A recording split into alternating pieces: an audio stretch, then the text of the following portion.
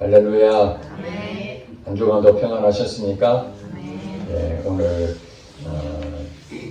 여러분에게, 저와 여러분에게 하나님께서 기다리셨다가 오늘 본문 말씀을 통해서 큰 은혜를 주실 것 같습니다. 설교 제목은 보배를 가진 질그릇이다 라는 제목으로 하나님 말씀을 전하도록 하겠습니다. 우리가 예수를 믿는다는 것은 참 기쁜 일이고 복된 일입니다. 그런데도 불구하고 우리에게는 끊임없는 어려움들이 찾아옵니다. 특별히 열심으로 신앙생활을 하고 주님을 의지하고 주님의 말씀대로 살려고 그렇게 몸부림치는 사람일수록 더 힘든 일들이 찾아올 때가 있습니다. 차라리 하나님을 모른다 하고 교회를 떠나버리고 자기 마음대로 살면은 자기가 알잖아요. 내가 이렇게 살면 안 된다. 이렇게 살면 안 되지. 하나님 떠나서는 살 수가 없는데 그 늘 마음의 양심의 가책을 느끼면서 삽니다. 잘 된다 하더라도 마음이 늘 불안하죠. 그러나 우리 예수를 믿는 사람들은 늘 하나님과 함께하고 또 하나님 말씀을 더 사모하려고 그러고 이 바쁜 가운데서도 기도 시간을 짬을 내서 기도하고 또 말씀을 또 읽으려고 그러고 또 이렇게 힘든 시간에 좀 쉬고 싶고 또 몸이 피곤하면 더 자고 싶은데 그 깨워서 몸을 복종케 하여 이렇게 함께 예배드리는 이런 모든 부분들이 하나님을 정말 사랑하는 마음으로서 우러나오는 것 아니겠습니까? 그런데도 불구하고 우리의 일터가 어려울 때가 있고 또 이 나라가 우리가 기도를 하는데도 나라가 우리 마음대로 좋은 모습보다는 서로 힘든 그런 상황이 되고 암담하고 우리 가정도 그렇게 잘 하려고 애를 쓰는데도 낙심이 될 때가 얼마나 많습니까? 교회도 좀 팍팍 이렇게 부흥이 되고 모든 것들이 잘 이렇게 풀리고 이런 것이 있으면은 흐뭇할 텐데 어제나 오늘이나 변함없이 늘 침체된 것도 아니고 정체된 것도 아니고 되는 것도 아니고 안 되는 것도 아니고 답답한 마음들도 없지 않아 있을 것입니다. 하나님 왜 그렇게 할까요? 하나님 믿는데 정말 믿으면은 뭔가 잘 풀리고 어려움도 안 당하고 좀 좋은 것들을 좀 주시면은 더 힘이 날 텐데 또 사람들의 더 큰 자랑을 할 텐데 오히려 그러지 않을 때가 더 많습니다. 자, 우리 자신에 대해서 한번 생각해 보면은 여러분 자신에 대해서 평점을 준다면 어느 정도 줄 수 있습니까? 재능이라든지 또 외적인 그런 달란트나 또 남들에 비교했을 때 좀 탁월한 점이 있다 그러면은 좀 높은 점수를 줄 수는 있을 것입니다. 그런데 대부분 진짜 자기 자신을 바라보면은 얼마나 부족하고 깨어지기 쉽고 약하고 결심을 하지만은 그 결심이 또 무너지고 그럴 때마다 내가 내 자신을 볼 때도 마음이 안 들 때가 있잖아요. 이렇게 살면 안 되는데 왜 나는 이렇게 무너지고 세워지지 못하고 이런 부분이 있을까? 그런 마음이 있습니다. 사도 바울도 그런 생각을 많이 했던 것 같습니다. 그래서 하나의 비유로 이 고린도 교회에다가 편지를 썼는데 오늘 본문에 4장 7절에 이렇게 말합니다. 우리가 누굽니까? 사도 바울 자신과 동역자, 그 다음에 고린도 교회 성도들 대상인데 오늘 저와 여러분도 이게 포함된 줄로 믿습니다. 우리가 이 보배를 어디에 가졌다고요? 질그릇에 가졌다. 여기에 보배를 가진 질그릇이라는 것을 비유로 설명을 합니다. 우리는 성도를 말하는데 이 성도는 하나님 믿는 사람입니다. 하나님과 동행하는 사람입니다. 하나님을 사랑하는 사람입니다. 그런 사람에게 보배가 있는데 그 보배를 가진 질그릇이라고 이렇게 비유를 했습니다. 여기서 이 보배는 여러분 얼마나 값진 것인지 모릅니다. 귀한 보물을 보배라고 그러지 않습니까? 이 보배는 예수님을 상징하고 있습니다. 예수님을 통해서 우리가 구원을 얻었잖아요. 얼마나 귀한 보배입니까? 예수님 자신이 우리의 주인이십니다. 우리의 전부입니다. 그러니까 보배입니다. 또 반대적으로 이 질그릇이라는 것은 흙으로 만든 그릇이잖아요. 도자기 있는데 흙으로 만들었습니다. 여러분, 이 흙은 아무것도 아닙니다. 이게 흙은 재료로 보면은 값어치가 별로 없는 겁니다. 그리고 이 질그릇이라는 것은 값어치 없는 그릇을 만들었으니까 우리가 일상으로 쓰는 그런 그릇들은 이 질그릇으로 쓰지 않습니까? 그러니까 이 질그릇은 잘 깨어지기가 쉽고 약하고 천하고 이런 상징이 질그릇입니다. 그런데 우리가 질그릇이라고 얘기합니다. 여러분, 우리 자신이 평점을 줬는데 점수를 후하게 주지 못하고 내 자신을 보니까 연약하고 약하고 깨어지기 쉽고 정말 남들에게 귀하지도 않고 천해 보이고 이런 모습들이 나 자신의 열등감을 느끼는 것이 아니라 사도 바울도 그렇게 느낀 거예요. 왜냐하면 그게 질그릇이기 때문에. 여러분, 그 재료 자체가 질그릇인데 깨어지지 않는 금이나 은처럼 생각하면 이 착각한 것이죠. 오늘날 많은 사람들이 자기는 금이다, 은이다, 높이 자랑하는데 아무 의미가 없습니다. 모든 사람은 질그릇이라는 겁니다. 그걸 깨닫는 것이 은혜인 줄 믿으시기 바랍니다. 근데 이 질그릇인데 우리가 보면 하찮은 거예요. 남들이 그것을 귀하게 여기지도 않습니다. 그런데 이 질그릇에게 무엇을 담은 거예요? 보배를 담았습니다. 이 질그릇에 보배가 담겨 있습니다. 그러니까 갑자기 이 질그릇이 보물을 담고 있는 것 때문에 질그릇이 돋보이기 시작합니다. 여러분, 향수 있잖아요. 향수. 아주 유명한 향수. 냄새 맡으면 참 얼마나 기분이 좋아집니까? 명품 브랜드 있는 향수는 값어치가 엄청 높잖아요. 그런데 그 향수는 그냥 우리가 맡을 수 없습니다. 병에 담잖아요. 향수 뚜껑을 열고 그 병에 담겨있는 냄새를 맡으면 참 이렇게 향기로운 냄새가 나는데 그 병은 값어치가 없습니다. 향수가 없으면 이 병은 아무 의미가 없습니다. 쓰레기통에 들어갈 겁니다. 누가 그 병을 사겠습니까? 향수가 담겨있는 병을 사지요. 마찬가지로 이 질그릇은 아무 의미가 없는데 무엇을 담고 있느냐에 따라서 그 질그릇의 가치가 달라지는 줄 믿으십니다. 예. 그 질그릇의 그 가치는 그 존재 자체는 아무것도 아닌데 무엇을 담고 있느냐? 중요한 건 보배를 담고 있다는 거예요. 예수 그리스도를 담고 있다는 거예요. 그리고 이 질그릇은 예수 그리스도를 담고 있는 이 보배만 있다면 이 질그릇은 상당한 가치를 나타내고 있다. 그러니까 정말 여러분은 보배를 담고 있는 질그릇이라는 걸 아셔야 됩니다. 질그릇 자체는 아무것도 아니에요. 그러나 보배를 담고 있는 질그릇이기 때문에 대단한 것입니다. 그런데 여기에 대해서 보배를 담은 질그릇을 설명하는데 여기에 대해서 설명을 합니다. 이는이 무엇입니까? 앞에 것을 지금 설명하는 거예요. 보배를 담은 질그릇이라고 우리를 비유했는데 이는 힘이 큰 능력은 어디에 있다고요? 하나님께 있고 우리에게 있지 아니함을 알게 하려고 지금 사도 바울이 비유로 설명한 겁니다. 그러니까 여러분 잘 아시기 바랍니다. 이 질그릇이라는 것에서 고린도에 있는 성도들이 자기는 질그릇이라고 알아야 되는데 은사가 막 나타나고 놀라운 일이 나타나고 기적이 체험이 되고 죽은 자가 막 일어나고 병든 자가 살아나고 막 이런 일들이 생기게 되니까 자기도 모르게 은사가 넘치니까 남들하고 비교해서 자기의 값어치가 굉장히 높은 걸로 아는 거예요. 그러나 실상은 질그릇인데 하나님이 은사를 주셔서 하나님의 능력으로 그 일이 나타나는 건데 마치 자기의 능력으로 나타나는 것처럼 그래서 거기에 나타나지 못했던 사람들 야 부럽다. 나도 저 집사님처럼 되고 싶은데 야 나도 저 장로님처럼 되고 싶은데 그 질그릇은 아무것도 아니고 그 능력인 하나님을 포인트로 잡아야 되는데 사람들이 그 질그릇에 마음이 빼앗기는 거예요. 예.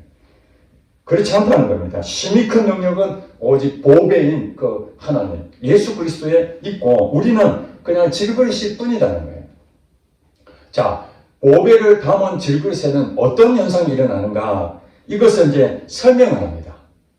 큰 능력은 하나님께 있고 우리는 아무것도 아니다. 그러면서 6절부터 11절까지 쭉 설명하는데 사도 바울이 몇 가지를 설명하면서 우리는 아까 똑같은 얘기예요.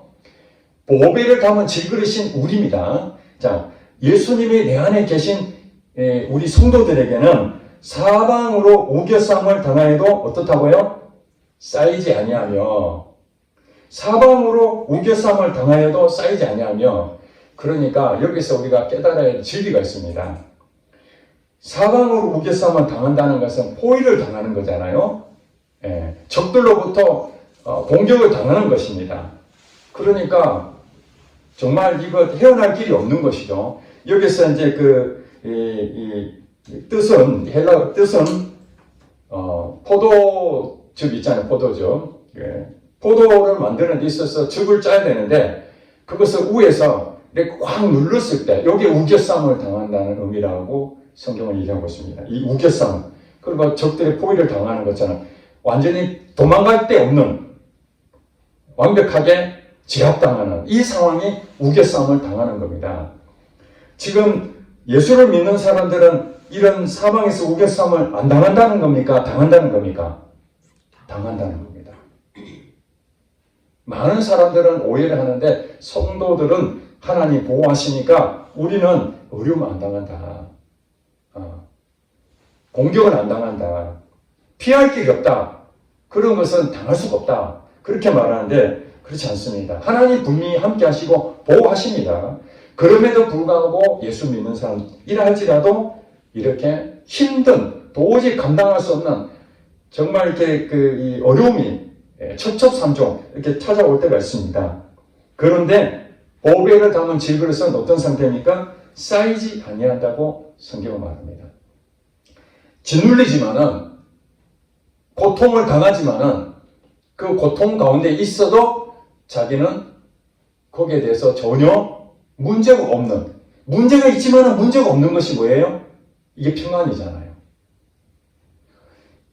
아예 어려움이 안 당하면은 문제가 없잖아요. 그럼 늘 평안할 수 있겠죠. 그럼에도 불구하고 하나님은 문제를 줘서 그 문제는 여전히 나를 힘들게 하지만은 내가 거기서 자유함을 얻고 평안함을 얻을 수 있는 길이 있다는 거예요. 그것이 바로 보배이신 예수님을 믿고 그분과 함께 있다는 것을 깨달을 때, 그분 지켜주신다는 걸 알게 될 때 이런 현상이 일어난다는 거예요. 실제적인 사례가 여러분들 구약 성경의 열왕기 하에 보면은 엘리사, 여러분 선지자 아시잖아요. 엘리사 선지자가 하나님의 은혜로, 지혜로, 은사로 아람 군대에서 이스라엘을 치려고 여러 차례 계획을 짜는데 그것을 엘리사 선지자가 그냥 다 알게 됩니다. 나라의 위급을 엘리사를 통해서 막으신 거죠. 그 능력이 엘리사에 있는 것이 아니라 보배이신 하나님이 그것을 알려주신 겁니다.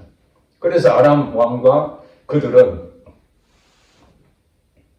관측이 있는 것인가 그렇게 오해했는데 나중에 알고 보니까 이스라엘 땅에 엘리사 선지자가 하나님의 능력으로 이걸 다 알게 된다. 그래서 엘리사를 죽여야 되겠다 해가지고 아람 군대를 파견하죠. 군대와 말과 병거가 그 엘리사 집을 완전히 포위를 했습니다. 이것이 사방으로 우겨쌈을 당합니다. 엘리사 선지자는 자기 이익을 취한 것이 아닙니다. 하나님의 말씀을 통해서 나라를 구하는 일에 쓰임받은 자입니다. 그럼에도 불구하고 그러면은 하나님을 위해서 그렇게 쓰임받았으면은 막아줘야 되죠. 아예 그들이 못 오도록 포위를 안 당하도록 해야 되는데 포위를 당하게 만드신 거예요. 포위를 당했지만은 엘리사 선지자는 전혀 미동하지 않았습니다. 낙심하지 않았습니다. 왜 그렇습니까?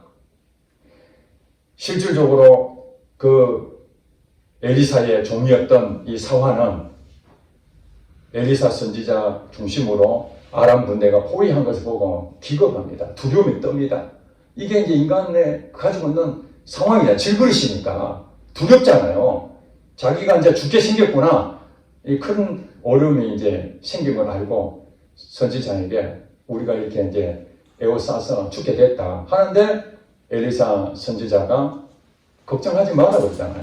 그리고 하나님께서 이 청년의 눈을 열어주소서 했더니 청년의 눈을 영안이 열렸는데 불말과 불병거가 엘리사 선지자 주변에 다 보호하고 있는 것을 보여주십니다. 그리고 아람 군대보다도 더 많은 천군 천사가 가득 찬 것을 영안이 열려서 보게 됩니다. 여러분, 우리 눈에 안 보인다고 하나님이 안 도와주는 게 아닙니다. 사방에서 적들이 쳐들어오더라도 실제로 하나님은 그들이 오더라도 쌓이지 않도록 천군 천사를 통해서 우리를 보호하신다는 것입니다. 그것을 우리 믿음을 통해서 알 수가 있습니다. 엘리사 선지자가 실제로 그런 일이 있었으니까 우리에게도 그렇다는 것을 믿어야 됩니다. 그리고 답답한 일을 당하여도 낙심하지 아니하며 답답한 일이 있는데 여러분 여기서 답이 두 번 썼죠. 답 한 번 쓰면 답이 있는데 답이 두 번이라면 답답한 거예요. 정말 답이 없는 거예요. 사방으로 막혀가지고 답답하니까 우리 마음이 얼마나 낙심이 되겠습니까? 뭔가 일을 했으면 뭔가 풀려야 되잖아요. 해결돼야 되잖아요. 그런데 그것이 답답이라는 두 단어가 쓰여짐으로써 그게 막혀버리니까 이 낙심이 되잖아요. 안 풀리니까. 예수 믿는 사람들에게 답답함이 온다는 겁니까? 안 온다는 겁니까? 온다는 겁니다. 여러분 회사에서 일하다가도 답답한 그런 일도 겪고요. 나라를 생각하면서도 저도 지금 답답합니다. 나라를 보면 답답해요. 아마 동의하신 분도 많이 있을 것입니다. 나라가 도대체 앞으로 어떻게 될지 앞으로 걱정이 되잖아요. 답답합니다. 시원하지 않습니다. 우리 가정도 보면은 답답할 때가 있습니다. 내 뜻대로 안 되니까 답답하죠. 자녀가 볼 때 부모에 대해 답답할 때 있고 부모도 자녀를 보면 답답할 때 있고 부부간에 답답할 때 있고 우리 가족을 보면 답답할 때 있고 또 교회를 봐도 답답할 때 있고 어디 가도 답답함이 올 수가 있습니다. 그럼에도 불구하고 보배를 가진 질그릇은 낙심하지 아니한다. 국무총리가 됐던 이 요셉은 그냥 국무총리가 된 게 아니잖아요. 우리가 성경을 통해서 우리가 깨달아야 될 것은 뭐냐면은 요셉도 답답한 인생을 살았습니다. 아버지 그 사랑을 받은 것 때문에 형제들의 질투를 받아서 구덩이에 들어갔잖아요. 그 구덩이는 뭡니까? 답답하잖아요. 그 요셉의 인생을 보면은 계속 답답한 인생으로 계속 그렇게 살게 됩니다. 사방에 우겨싸움을 당하기도 합니다. 팔려가죠. 답답하잖아요. 아버지랑 같이, 형제들하고 같이 사는 것이 그의 유일한 희망이고 평안인데 애국 땅으로 팔려간 자체가 답답한 일이잖아요. 그리고 나쁜 짓 한 것도 아니고 최선을 다해서 보디발의 가정을 섬겼는데 오히려 거기서 억울한 일을 당해서 감옥에 들어갔잖아요. 그 얼마나 답답하겠습니까? 하나님은 정말로 믿음으로 하는데도 안 되는 겁니다. 그때마다 우리는 답답함을 느낍니다. 자, 얼마 전에 그 읽은 책 중에 그 시골에 목회하시는 한 목사님의 간증책을 제가 보게 됐습니다. 지금 있는 그 교회는 강원도 정선에 정말 택배도 배달이 안 되고, 우리가 뭐 배달 음식 시키는 것도 없는 그 정도면 어느 정도 산골인지 아시겠죠? 모여있는 그 마을에 있는 것도 같이 있는 것도 아니고 띄엄띄엄 이렇게 있는 거기에 부임을 해서 나이 드신 분 몇 분 모시고 목회를 하신 분입니다. 그분이 하나님의 부르심에 의해서 결혼하고 어떤 일 하다가 하나님이 목회를 하라는 그 마음을 주셔서 거기에 순종하고 신학교 가게 됩니다. 여러분, 신학교를 갔다는 얘기는 뭐냐면 하나님 부르심 때문에 간 거잖아요. 자기가 목사가 되려고 한 것이 아니잖아요. 그 하나님이 신학생이 됐다는 얘기는 하나님이 이제 인도를 하셔야 되잖아요. 그러면은 앞길이 참 열리고 모든 것들이 해피해야 되는데 입학하자마자 돈이 없어가지고 재정적인 어려움이 생기고서 매 학기마다 등록금을 제때 내지를 못합니다. 원래 등록금을 언제 내야 됩니까? 학기 시작 전에 내야 되잖아요. 고지서가 날라오면 그 시간 맞춰서 내야 되는데 이분은 고지서가 문제가 아니라 돈이 없으니까 한 학기 끝나고 내고 다음 학기 시작하면 다음 학기 걸 미리 또 내야 되는데 또 한 학기 끝나면 내고 그래서 안 내면 또 제적을 당한다는 또 통보도 받고 그러다가 어느 날은 한 학기도 다 끝나고 이제 종강 문제 다음 주만 되면 종강하는 일이에요. 그래서 이제 계속 고지서를 보내고 교무처장이 이번 학기 돈 안 내면은 이제 완전히 정리를 하겠습니다. 제적하겠습니다. 그리고 가서 몇 번이나 사정해도 학교에서는 꿈쩍도 안 하는 거죠. 교무처장 저녁에 가서 제발 좀 며칠이라도 연기를 좀 해달라 했는데 며칠 겨우 받아냈는데 그 돈도 없어가지고 고민하다가 자기 교회 예전에 다니던 지금 시골교회 말고 예전에 다니던 전도사 때 다니던 그 교회 성도님한테 어느 권사님이라고 그러는데 그 권사님한테 사정을 설명하고 등록금을 빌려서 언제까지 주겠다고 약속하고 돈을 납부를 했답니다. 참 기가 막힌 일 아닙니까? 적어도 하나님께서 목사로 부르셨다면은 재정적인 것은 채워주셔야 되잖아요.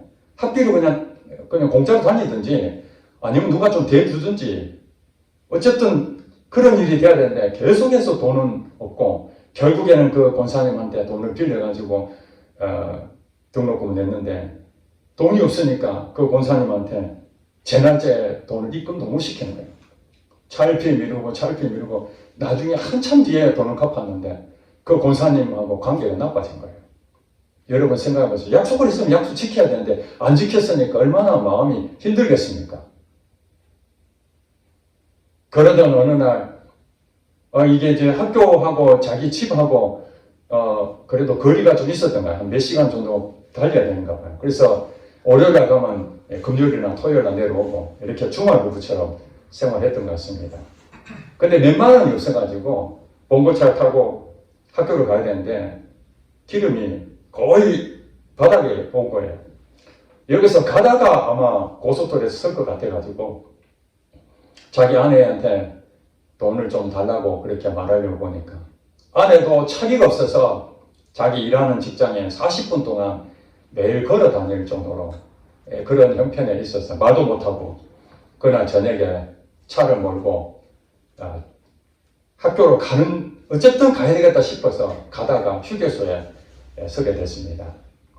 근데 기가 막히잖아요. 이제 더 이상 갈 수가 없는 거예요. 휴게소 서면서 기름이 없으니까 그래서 뒷자리에 앉아가지고 그가 설명하기는 기도를 하는데 기도가 안 되는 거예요. 여러분 생각해 보세요. 현실이 지금 답답하고 사방우겨싸움을 당한 이 상황에서 도대체 하나님은 나를 목회를 하라는 것인지 하지 말라는 거지. 신학을 제대로 다니라는 건지 다니지 말라는 것이지. 그러면서 막 눈물이 막 쏟아지는데 갑자기 어떤 사람이 밖에서 창문으로 똑똑똑 두드리는 소리가 나서 누군가 해서 이렇게 보니까 어떤 중년 아주머니가 자기를 이렇게 그 창문을 똑똑거린 거예요. 그래서 문을 여니까 바깥에 그 차에 교회 이름이 써져 있었잖아요. 그러니까 아예 교회인 줄 알고 있었던가 봐요. 그래서 그분이 그 아주머니가 혹시 전도사님이세요? 젊어 보이니까 전도사님이세요? 예, 그러니까 지금 뭐 하세요? 그렇게 얘기하니까 차마 돈이 없어서 내가 지금 이렇게 눈물 흘리고 울고 있다 말을 못하고 그냥 좀 쉬고 있습니다. 그러니까 그분이 그러세요 하고 그냥 가시더래요. 그리고 조금 있다가 정말 기도도 안 되는 상황에서 이 답답한 마음에 있는데 다시 그분이 오셔가지고 문을 뚝뚝 하길래 왜 그러시냐니까 창문을 열어라 해서 창문을 열었더니 5만원권 지폐를 한 장을 거기다 던져주면서 전도사님 가시면서 식사하세요 하고 가셨어요. 그래 그 5만원짜리 하나 딱 들고 이 목사님이 새벽까지 눈물 흘리면서 감사했다고 합니다. 그 5만 원을 거기다 기록하기를 그렇게 적어놨다는 거예요. 그날 갔다가 돌아오는데 통행료가 있잖아요. 통행료가 1,200원이에요. 왕복이 5,200원이었어요. 그리고 왕복하면 1,400원이죠. 그래서 통행료 1,400원 하고 나머지 4만 원을 기름을 넣고 학교 갔다가 다시 돌아오는데 집에 도착하니까 탁 기름이 앵꼬가 난 거예요. 그러니까 이 5만 원은 50만 원, 500만 원, 5천만 원보다 값어치가 있는 돈이었던 것이죠. 그건 아무도 없고 휴게소에서 하나님 몇만 원이 없어서 학교를 못 가는데 도대체 하나님 내가 어떻게 하면 좋겠습니까? 끊임없는 이 재정적인 압박 가운데 있는데 하나님은 누군지를 모르지만 한 중년 부인을 통해서 5만 원을 지급하셨는데 여러분 그것이 그냥 우연히 그렇게 되겠습니까? 어떻게 지나가는데 돈을 5만 원을 주고 가겠습니까? 그분이 누군지도 모릅니다. 이것이 바로 답답함을 당하여도 낙심하지 않는다는 것이 그 목사님에게 위로의 말씀이 되는 것이죠. 그러니까 사방에 우겨쌈을 당하고 답답함을 당하고 이런 것들이 있었지만은 낙심하지 아니하고 쌓이지 아니하는 그 경험이 만약에 그분이 어려움이 없었다면 그 5만 원이 무슨 의미가 있겠습니까? 하나님께서 신학교 가가지고 제 정도 그냥 아무 걱정 없이 다 채워주고 교회를 개척했는데 사람들이 물밀듯이 오고 그러면 무슨 걱정이 있겠습니까? 교회를 개척했는데도 사람도 안 오고 돈도 없고 도대체 하나님이 교회를 세우라 해서 세웠는데 왜 이런 현상이 일어났는가 답답하고 사방이 우기싸움을 당한 것처럼 보이지만은 그 속에서 주님 때문에 평안함을 느끼고 그 5만 원을 준 그 사람 그것은 간질거리가 되잖아요. 그러니까 그 시골 교회 목사님이 지금 목회한 지 오래 하지는 않았습니다. 그럼에도 불구하고 사람들 만날 때마다 그 얘기를 합니다. 그 휴게소에서 5만 원을 줘서 하나님이 이 답답한 상황에서 낙심하지 않게 하셨다. 이 말씀을 여러분 오늘 본문 읽었잖아요. 4장 8절 말씀. 우리가 사방을 우겨쌈을 당하여도 쌓이지 아니하며 답답한 일을 당하여도 낙심하지 아니하며 나는 이 말씀이 경제적인 어려움이 없었고 힘든 일이 없었다면 이 말씀을 이해할 수 있었겠습니까? 그 목사님은 아마 없었을 것입니다.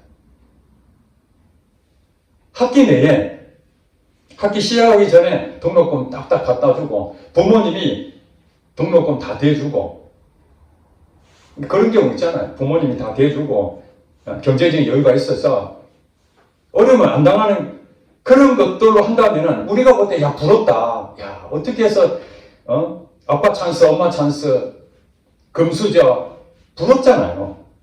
고생도 안 하고 쉽게 얻어지는 걸 보면은 부러운 건데 그런 사람들은 절대로 이 8절 말씀 이해를 할 수가 없는 거예요. 사방에 우겨쌈을 당해보지 않는 사람이 답답한 일을 당해보지 않는 사람이 어떻게 이 말씀을 이해할 수 있겠습니까?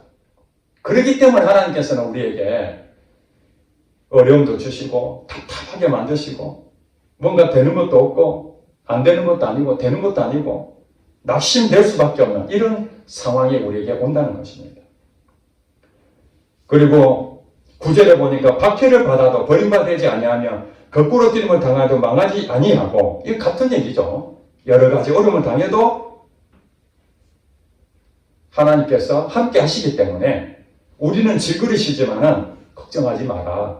두려워하지 마라. 하나님께서 모든 것을 큰 능력이 그분이 있다. 나는 능력이 없지만 하나님의 큰 능력이 있으시니 아무리 어려움을 당해도 그 해결될 것이고 낙심할 이유가 없고 망하지 않는다. 그 얘기를 하고 있는 것입니다. 여러분 혹시 그런 마음이 든다면 오늘 이 말씀이 위로하심을 받으시기 바랍니다.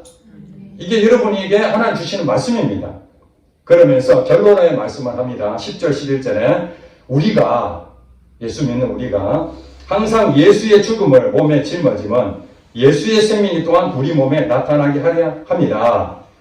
우리 살아있는 자가 항상 예수를 위하여 죽음에 넘겨지면 예수의 생명이 또한 우리 죽을 육체에 나타나게 하려 합니다. 이것이 바로 갈라디아서 2장 20절 말씀하고 같은 일입니다. 그런데 이제는 내가 십자가에 달려 예수 그리스도께서 십자가에 달려 돌아가실 때에 나도 같이 죽었다 그러잖아요. 육체 가운데 사는 것은 나를 사랑하사 나를 위하여 자기 자신을 버리신 하나님 아들을 믿는 믿음 안에서 사는 것이다. 그러니까 나는 이미 죽었어요. 그런지 이제 내가 산 것이 아니다. 난 죽었어요. 이 질그릇은 아무리 여러분들이 노력한다고 해도 질그릇이 금그릇이 되질 않습니다. 여러분 이해하시죠? 이 질그릇은 반드시 깨어지기 쉽고 약하고 연약하다는 그 존재입니다. 단지 보배에 계신 예수 그리스도를 통해 하나님의 능력으로 우리는 살아나야 되는데 10절 11절 말씀이 그 말이거든요. 우리가 항상 예수의 죽음이 무엇입니까? 십자가 달려 죽으신 거잖아요. 예수님도 약하심으로 죽으셨다 그러잖아요. 예. 그런 하나님 능력으로 부활하신 것처럼 예수의 생명이 또한 우리 몸에 나타나게 하렵니다. 내가 죽었으면은 이제 예수님이, 부활하신 예수님이 내 안에서 일을 하시는 거예요. 답답한 일 당해도 낙심하지 않게 누가 하신다는 거예요? 예수님이 하신다는 거예요. 우겨싸움을 당해도 쌓이지 않는 것은 내가 쌓이지 않으려고 애를 쓰는 것이 아니라 하나님께서 그 능력으로 아무리 쌓여도 쌓이지 않게끔 만드신다는 거예요. 그 다음에 11절에 우리 살아있는 자가 항상 예수를 위하여 죽음에 넘겨지면 예수의 생명이 또한 우리 죽을 육체에 나타나게 하려 합니다. 예수의 생명이 그러므로 늘 우리에게 나타나는 것으로 하나님의 영광을 받으신다는 것입니다. 우리의 신앙생활은 이렇게 답답한 일을 당하고 그 다음에 핍박을 당하고 거꾸로 뛰면 당하고 이런 과정이 있어야만 그 보배가 빛이 나는 거예요. 왜 그렇습니까? 질그릇이 영광을 받으려고 하니까. 질그릇이 마치 내가 사람들이 자기를 우러러 보니까 향수병에 그 고급스러운 향수병에 사람들이 열광하니까 이 병이 착각을 하는 거예요. 향수 때문에 많은 사람들이 그것에 관심을 가지고 환호를 하는데 병이 자기한테 그런 줄 알고 착각하는 거예요. 그렇지 않습니다. 우리가 아무리 능력이 있고 또 재능이 있고 열심히 은사가 있다 할지라도 그건 아무것도 아닌 것입니다.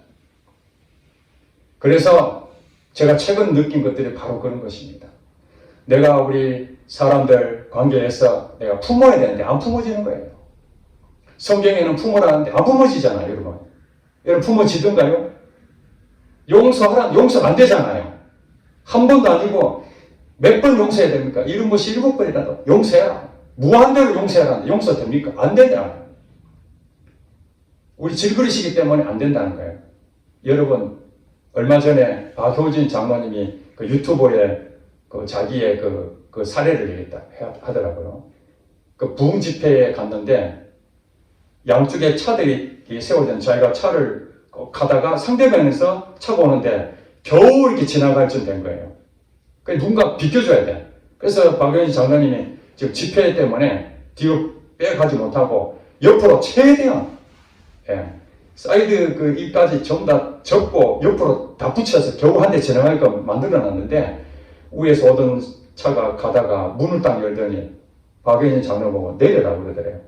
그래서 자기한테 차 빼줘서 고맙다고 인사 듣는 줄 알고 딱 내렸더니 쌍욕을 하면서 자기가 지금까지 들은 욕 중에 그렇게 심한 욕을 들어본 적이 없대요. 자기도 옛날 예수 믿기 전에 교도관 하면서 그 제수들한테 엄청난 욕을 했는데 이건 아무것도 아니더라고요. 그래 자기는 고맙다 소리 들을 정도로 그렇게 배려를 했는데 이 쌍욕이 날아오니까 자기도 이 부흥 강사인데도 불구하고 막 그냥 너무 열받아가지고 같이 욕을 막 했답니다. 막 그냥 했는데 시간이 지나 보니까 내가 지금 무슨 짓을 하나, 내가 지금 부흥 강사인데 은혜 끼치려고 지금 집회에 가고 있는데 큰일 났다 싶어가지고 갑자기 그 마음에 내 얼굴이 후끈거리면서 아이고 잘못했다고 죄송하다고 그래 보내고 교회 예배 드리는데 정말 창피하고 부끄러워서 내가 아직도 성공하지 못하고 나는 그래도 이제 이 정도 되면 좀 괜찮은 줄 알았는데 여전히 자기에 있는 그것이 막 튀어나오고 이런 모습을 봤다면서 뭐라고 고백하냐면 그게 자기 자신이라는 거예요. 인간은 이렇게 괜찮아 보이지만은 껍데기는 괜찮아 보이지만은 그런 상황에 맞닥뜨릴 때 그 참는 사람 누가 있겠습니까? 그러니 하나님 앞에 아이고 용서해 주세요. 아이고 나는 상대방을 배려할 줄 안다고 하지만 상대방이 나한테 그렇게 하면 나도 억울해서 그냥 치대고 욕도 하고 그런 사람이라고 자기 자신이 그렇게 고백하는 걸 제가 들었습니다. 그렇습니다. 우리가 용서를 해야 되지만 용서가 안 되는 거예요. 왜 그렇습니까? 질그릇이기 때문에. 근데 감사한 거는 용서가 안 되기 때문에 보배이신 예수님을 붙잡게 된다는 그 사실입니다. 만약에 여러분 용서가 되면은 하나님이 생각나겠습니까? 모든 것이 다 그렇게 물론 내가 훈련을 받아서 하나님의 능력을 통해서 자유함을 주고 이렇게 성숙해졌다면은 그건 최상이지만은 그런 거 없이 자기 스스로 참고 또 참고 견뎌내고 자기 의로 그래도 내가 남들이 뭐라 하더라도 내가 교회 다니는 사람인데 이 정도는 참아야 되지 그러면서 억지로 그래서 야 당신 참 신앙이 좋습니다. 참 마음도 참 좋으십니다. 그런 얘기를 들을지 모르겠습니다. 그러면 좀 뿌듯해지잖아요. 내가 그래도 다른 사람보다 내가 좀 안 낫나? 그렇게 생각할 수 있잖아요. 그런데 아니라는 거예요. 그 상황이 안 되니까 그럴 뿐이지 정말 깊은 상황에 들어가면 모든 사람은 질그릇이기 때문에 다 뚜껑도 열리고 혈기가 나타나고 안 품어지고 용서도 안 되고 미운 마음이 생기고 그런 마음이 생긴다는 거예요. 그것이 바로 자랑이라는 거예요. 사도 바울이 나의 약함이 곧 자랑입니다. 나의 약함을 자랑한다. 내 약한 것이 강하다. 이것이 바로 그거잖아요. 내가 용서가 안 되니까 하나님이 내 마음에 오셔서 내 마음을 뒤집어가지고 용서하게 만들어버리고 내가 안 품어지니까 하나님이 내 안에 오셔가지고 품을 수 있는 마음을 바뀌어가지고 품어지게 만들고 그런 일이 벌어진다는 거예요. 그 시골교회 목사님도 답답한 일을 안 당했으면 아무 일이 없을 텐데 답답한 일을 당했네 낙심이 되잖아요. 어떻게 하나님 내 목회자로 부르셨으면 재정적인 여유를 좀 주셔야 되는데 얼마나 원망했겠습니까? 얼마나 가슴이 아팠겠습니까? 제가 그거 차 뒷자리에 앉아가지고 제가 상상을 해봤어요. 돈도 없고 몇만 원도 없어서 올라가지 못했을 때 얼마나 기가 막혔겠나. 차라리 예수를 안 믿고 밖에 가서 하면 돈을 못 벌겠습니까? 이 젊은이가. 얼마든지 돈을 벌 수 있겠죠. 그런데 목회자라는 그 사명 때문에 세상의 모든 걸 다 내려놓고 오직 목회 훈련을 받는데 돈도 없어서. 근데 그 내용을 보면서 저는 그 재정적인 좀 어려움이 없고 누가 도와주고 애썼으면은 그분에 대해서 이해를 못했을 것입니다. 근데 저도 등록금이 없어가지고요.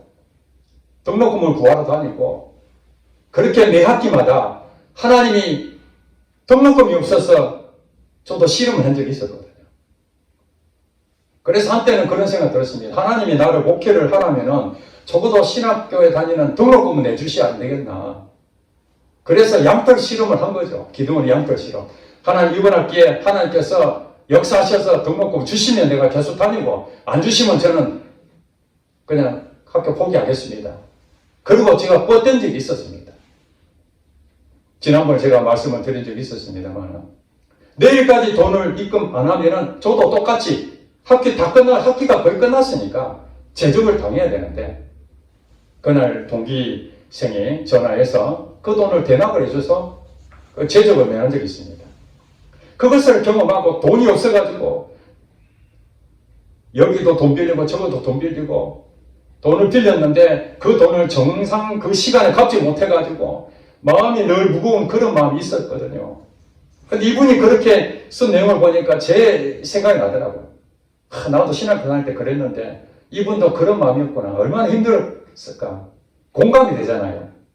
그러면서 왜 하나님은 좀 좋은 길로, 편안한 길로 좀 인도하시면 되는데, 이 목사님처럼 또 제게도 우겨쌈을 당하게 만들고, 답답함을 주시고, 박해를 받고, 넘어뜨리게 만들고, 왜 이렇게 하실까? 그것은 말씀이 실제가 되게 하시기 위함이고, 나는 죽고 예수님이 생명으로 나를 통해서 나타내는 거죠. 저도 그렇고 그 목사님도 가는 곳마다 납신될 수밖에 없는 이 답답한 상황에서 예수님이 내 인생에 이렇게 해결해 주셨습니다. 그 간증거리가 있잖아요. 그러니까 그런 시간들이 없었으면 간증이 될 수가 없는데, 그런 고난과 아픔 속에서도 하나님 보호하시고 기적을 베푸시고 해결해 주신 것을 봤을 때에 확신 있게 간증하잖아요. 여러분들도 현 상황에서 내 자신을 바라보면 질그릇이기 때문에 답답하고, 질병 때문에 고통을 당하고, 또 회사 때문에, 교회 때문에, 가정의 문제로 여러 가지 고민거리들이 있는데, 이거 좀 해결했으면 좋겠는데 해결이 안 되고, 껌딱지 하나 딱 붙인 것처럼 이거 떨어지지도 않고 다 붙어 있으니까 고통스럽고, 이런 일이 있잖아요. 그걸 하나님 모르시겠냐고요. 참새 한 마리도 땅에 떨어지지, 하나님 허락하지 않으면 떨어지지 않는다는데, 나의 이 힘든 것을 참새보다도 더 큰 일 아니겠습니까? 이 나라도 어려움을 당하고 있는데 참새보다 더 큰 일 아니겠습니까? 하나님 그걸 모르시겠습니까? 우리나라가 두 쪽 나눠지고 위기 가운데 있는 하나님 모르시겠습니까? 저는 이제 그런 생각한 거예요. 그래, 참새 한 마리보다 귀하다고 그러는데,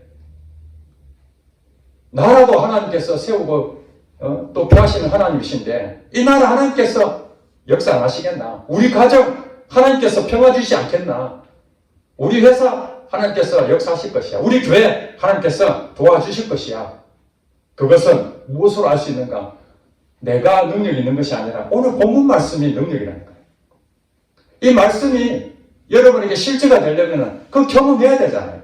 답답한 일도 겪어야 되고, 거꾸로 뛴 일도 당해야 되고, 박해도 받고, 하나님을 잘 믿는데도 감옥에도 들어가고, 그런 일을 당할 때에 다시 건져진 그 사람은요, 예수님을 보배로 담고 사는 사람이라는 것을 누가 말 안 해도 그게 증명이 되어버리는 거예요.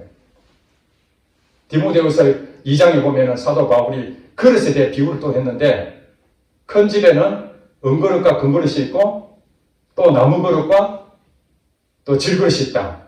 그러니까 귀 쓰는 그릇도 있고 천이 쓰는 그릇도 있다. 어떤 것이 하나님 귀 쓰는 그릇인가? 은그릇, 금그릇, 이 재료가 아니라, 질그릇은 천하게 쓰는 것이지만은 하나님 쓰시는 것은 깨끗한 자가, 깨끗한 그릇이 하나님 쓰신다는 거예요. 그러니까 우리는 질그릇인데, 그 질그릇은 용서도 안 되고, 마음에 품어지지도 않고, 혈기도 나타나고, 뭔가 부딪히고 잘 안 되는, 나의 내 스스로도 도저히 수용할 수 없는 그런 것들을 하고 있지만은, 이 상황에서 우리는 뭘 하나? 주님 앞에, 하나님 앞에 그저 엎드려 나를 불쌍히 여겨 주시옵소서. 나를 불쌍히 여겨 주시옵소서. 이 가슴을 치면서 그렇게 기도했던 그 한 죄인의 그 기도, 그것이 바로 깨끗하게 한 그릇이 되는 거예요. 질그릇이 보배를 담으려면은 깨끗한 상태로 담아야 되지 않겠습니까? 그렇죠?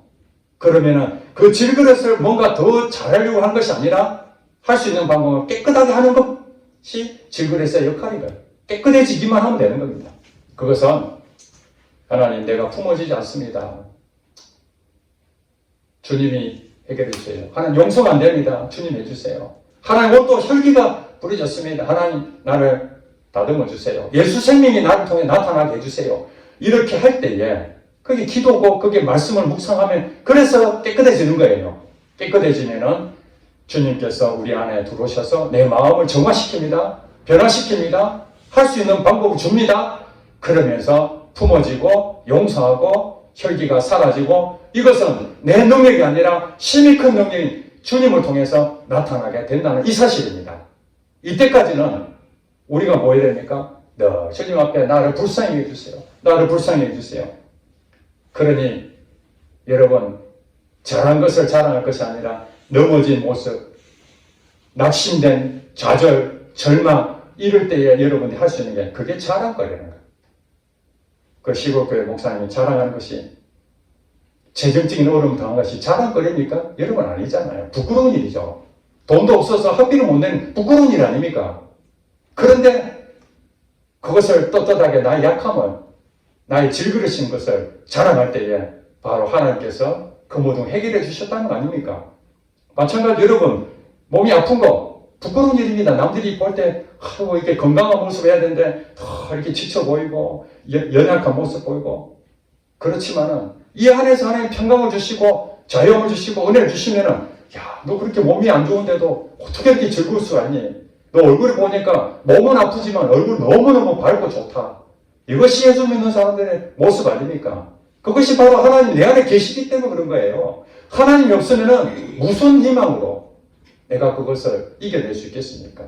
오늘 저와 여러분들은 희망이 있습니다. 나 자신을 보면은 절망이고 열등감이지만은 주님만 바라보면은 이 질그릇도 깨끗하게 비워지면은 보배신 예수님이 나를 쓰실 줄로 믿습니다. 우리 함께 기도하겠습니다.